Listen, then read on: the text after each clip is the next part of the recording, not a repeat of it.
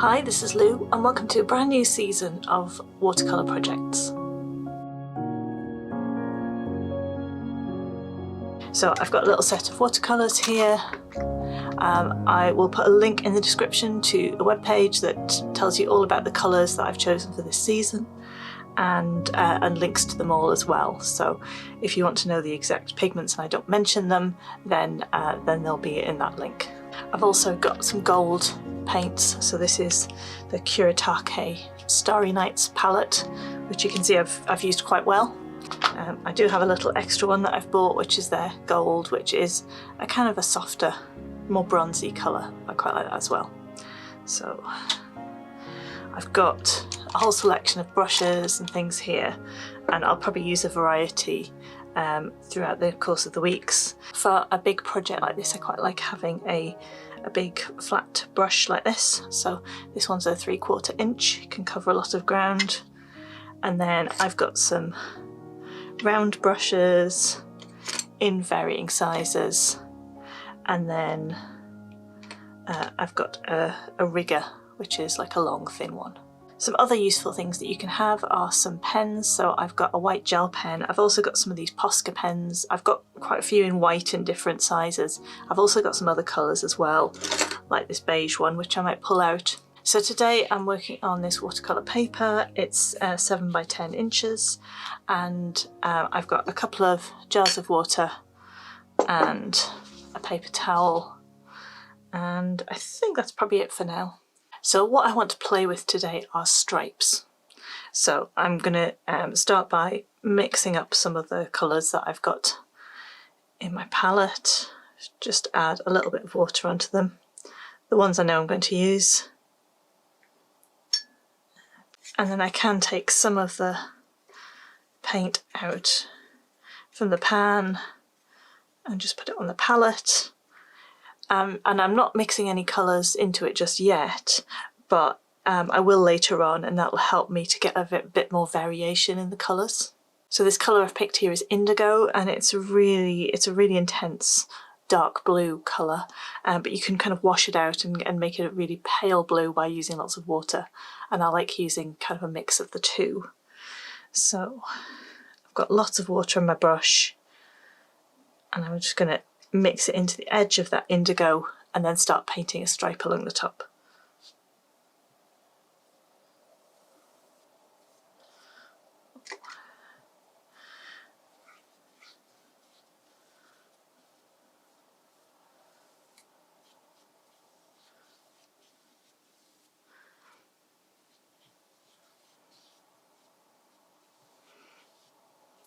So the paper I'm using today is cotton, and it stays wet for quite a long time, which gives you lots of time to work.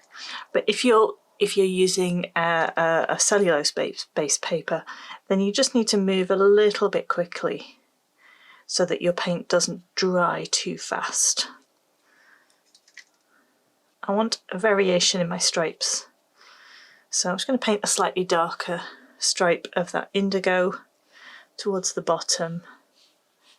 And then I can take some of the really intense colour from the water that's just sat on top of that pan and maybe paint it in along the bottom there like that as well.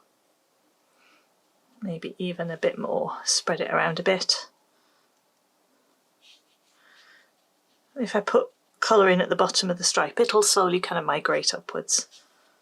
The other thing I can do, and I probably need a different brush for this, is to take some spots of intense colour and drop them in while it's still wet.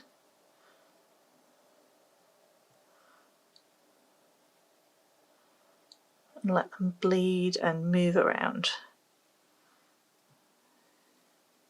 Now this line here I don't want to dry completely, so I'm just going to wet along the very edge of it, just to give me a little bit more working time. And then what I'm really liking to do, especially with this indigo colour, is to take some gold and just drop a few splodges of that in as well. It's like the technical term, splodge.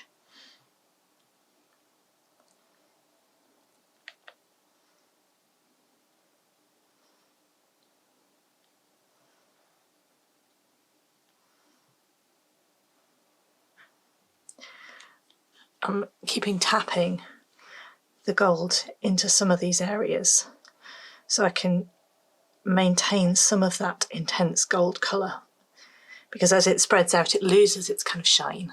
So if I keep some areas where it's more intense gold, you'll still see some of that shimmer and shine when the piece is dry.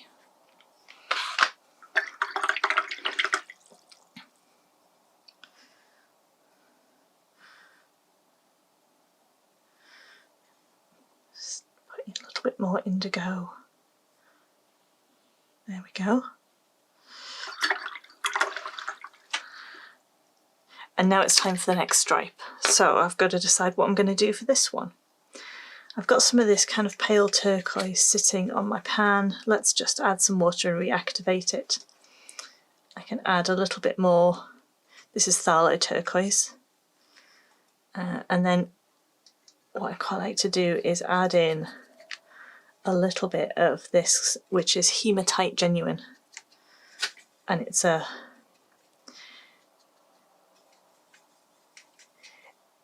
pigment where it's got lots of little bits in it. So when it dries, you can see all of those little granules.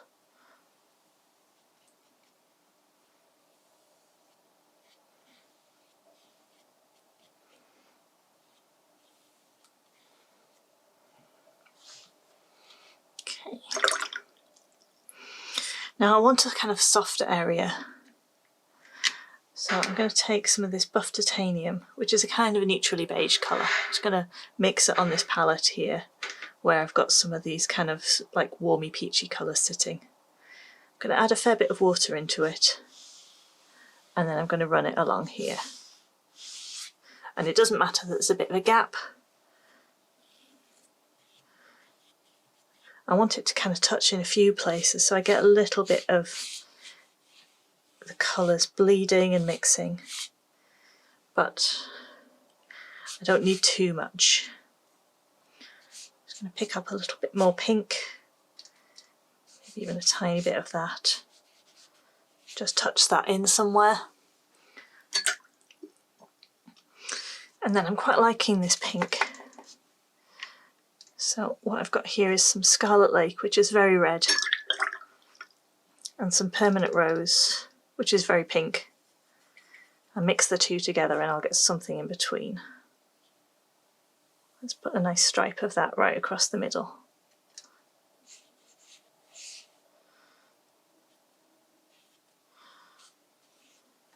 Oh, I'm getting some nice bleeds there. I'm quite liking that. I want to encourage that a little bit more.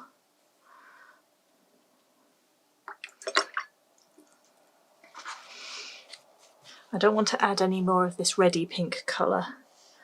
I could add a little bit more of this buff titanium and pink mix on the top and see if that helps. Okay, so I've got quite an intense colour. I could probably do with, maybe I need something dark again. So I've got some Prolene green. I'm going to mix that into my indigo. They're both quite dark colours. I'll get a more bluey green, or a more greeny blue, whichever you fancy. And this time I think I'm going to put thinnish stripes, just by using the edge of my brush like this.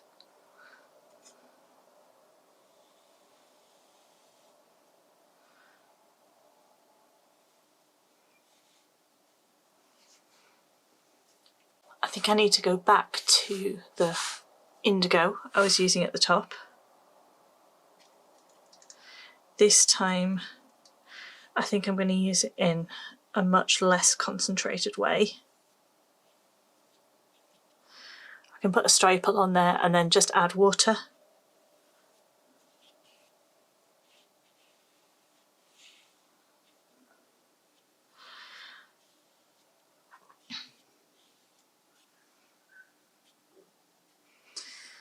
And then I can transition that into that reddy pink colour that I've got mixed up. And where the colours mix, I'll get this kind of purple. I can even do some mark making while this is still wet. Use the edge of my brush to make some little spiky shapes.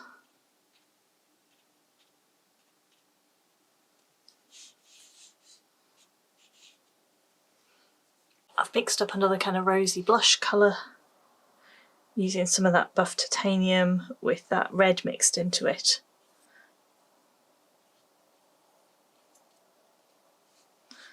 Make a nice stripe along there. And then I definitely think we need to go back to some greeny blues. I'm going to mix a little bit more phthalo turquoise into this one. Create myself a lovely stripe along there.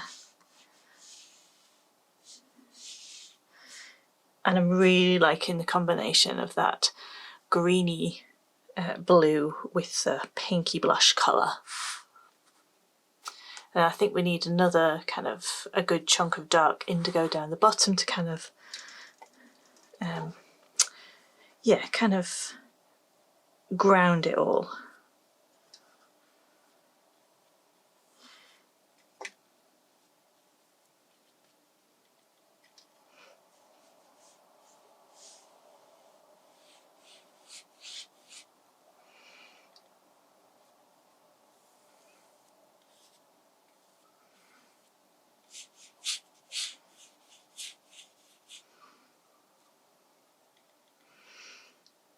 Again, let me do the same kind of mark making with that indigo.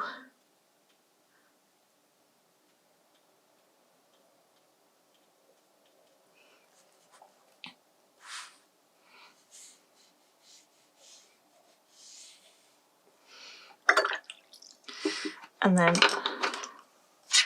let's again use that trick with the gold. Let's mix a nice bit up here. And let's see if I can run a stripe of gold through here.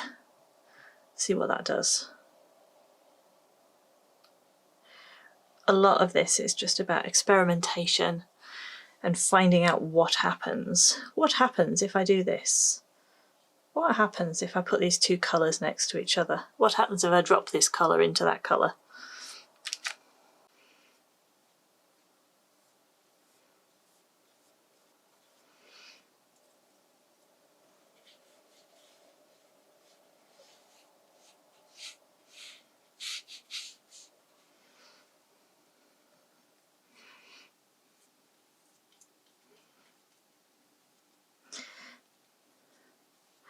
For my last stripe, I've just kind of mixed together various things that were already on the palette.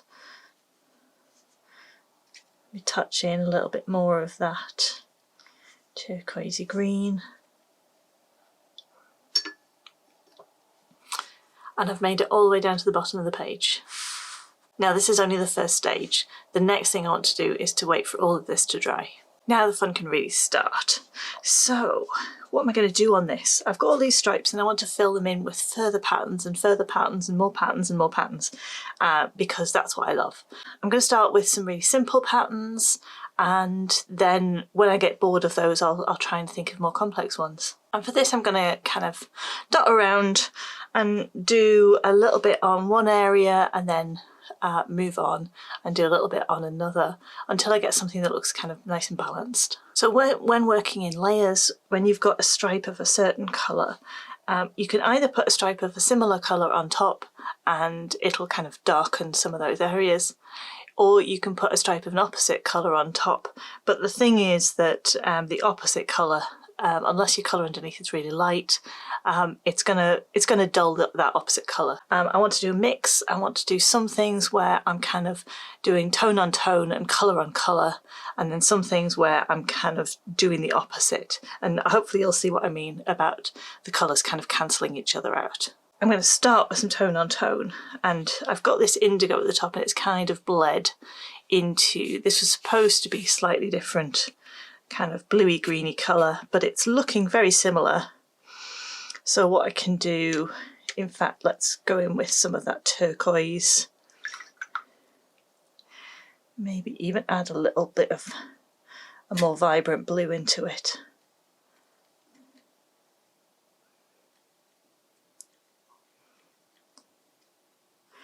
And I can try and emphasize this stripe across here, which is looking a bit dull. And I think what I'm going to do is I'm going to do some circles. So I'm going to start off the edge of the page with a half circle. And I can decide whether I'm painting the inside of the circle and then getting the outside to match and look nice, or kind of the other way around. So let's have a go at painting like the inside of a circle. And then I'll just use the brush to bring that out. And then the tip of the brush just to neaten up some edges. Try and make my lines look smooth and deliberate.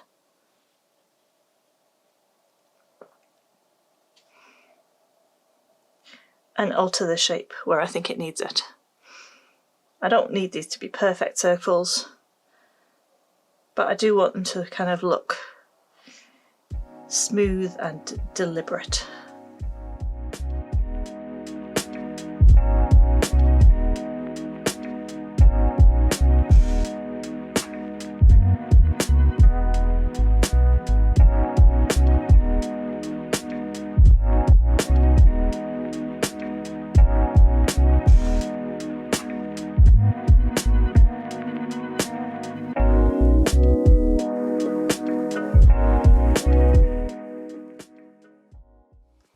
For this section here, I've switched to my rigger brush because what I want are some really fine stripes to contrast with those big chunky circles that I put in. Just mixing up some permanent rose, get myself a nice puddle of it and add some water into it so it flows nicely across the page. And then I'm going to do this section here.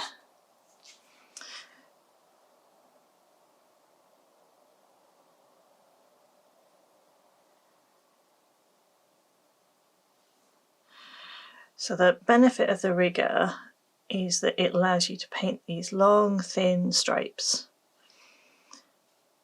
And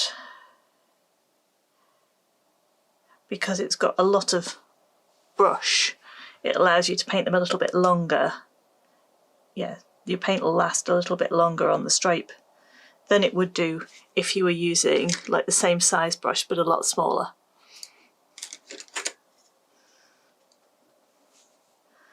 So this is kind of like a dragging action. So I'm holding the brush against the paper and just pulling my arm, trying to keep it nice and smooth. But if I get a few wiggles in it, it's not the end of the world. And that one, I managed to do the whole stripe in one go, but it is a little lighter than the stripe below it. Stripe above it, so I can just touch in a little bit more pigment in a couple of areas just to make it a little stronger if I want to.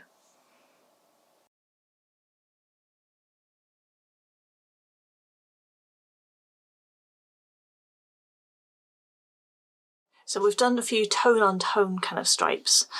So now I've got this bluey greeny bit here and I'm going to paint some reddy orange on the top. So again, let's go back to this slightly bigger brush and this palette over here. I'm just going to mix a few colours together, see what I get. What am I going to do here? Well, I've got this kind of pattern here, so I don't, I want to do something that's a different scale to that. So let's see about doing some half circles instead. Like little rainbow shapes.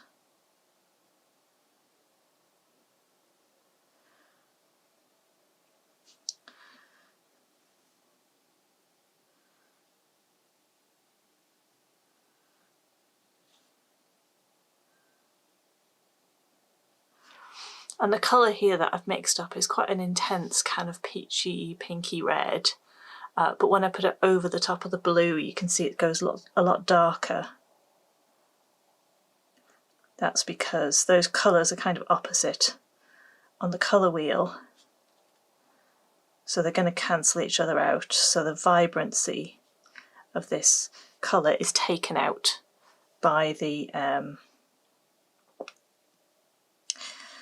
colour underneath it.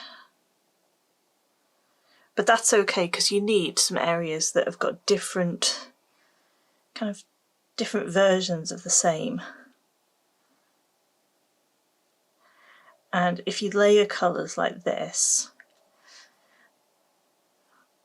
it'll end up kind of harmonising an area. It'll bring them together, I think.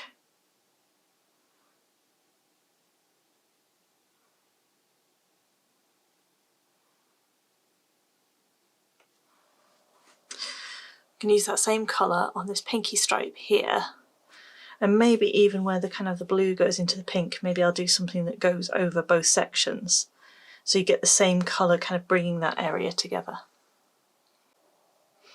What I think I might do is something a little bit more complicated. So I'm going to paint some little blobs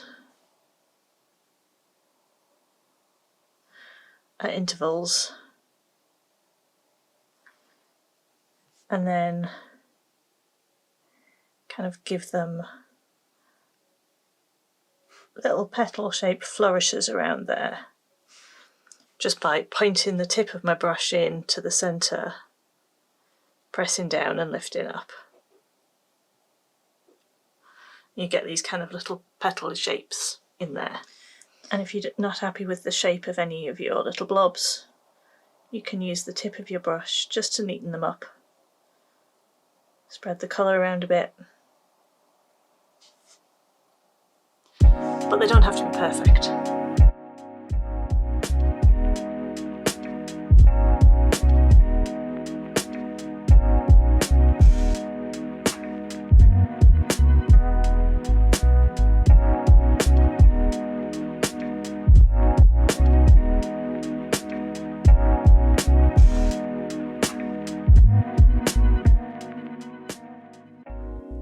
So I'm going to keep adding stripes across the page until I've kind of filled pretty much everywhere in. I might leave some areas a little bit clearer, but on the whole, I'll come back when I'm ready to add some pen detail and some gold.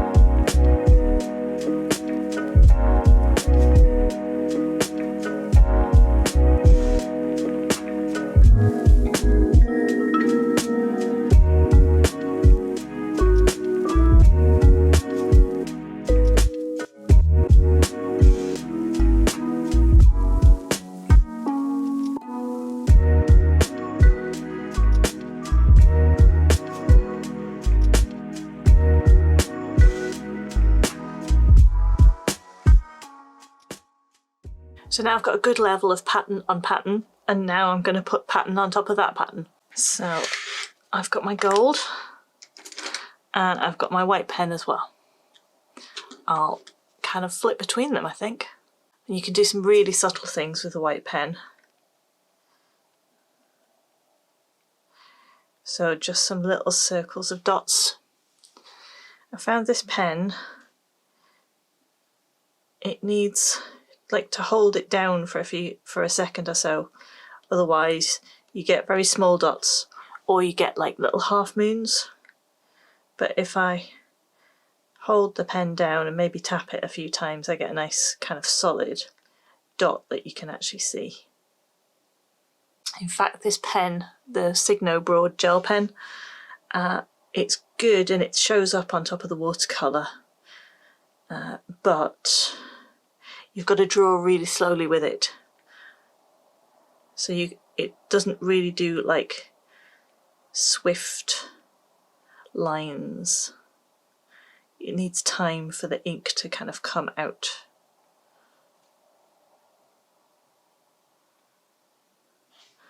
What I quite like about adding detail with the pen is that over the top of the watercolour, where the watercolour is very pale, you can hardly see the pen. It is there, but it's not very obvious. But then when the watercolour's got more body and depth to it, you can see the pen much better. So I like the combination of the two. All I'm doing is around each of the gold splodges that I put down, I'm putting a little halo of dots. It's very subtle.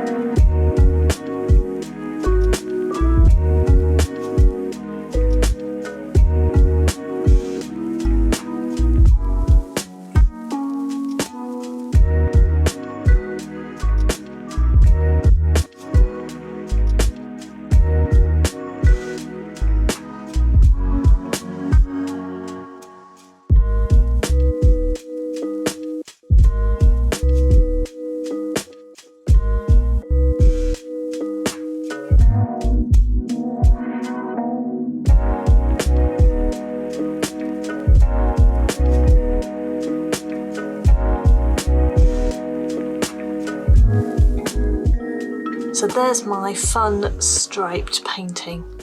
I really hope that you've had fun with this. I really enjoy painting lots of detail and pattern, and if you do too, then I really hope that you give this a go, and I'd love to see your versions, see which colours you choose, which patterns you pick, and how yours turns out. You can post your work to Instagram and tag me at Lou Rachel Davis. I do love seeing what you made, and I really hope that you enjoy this one. Thanks, bye bye.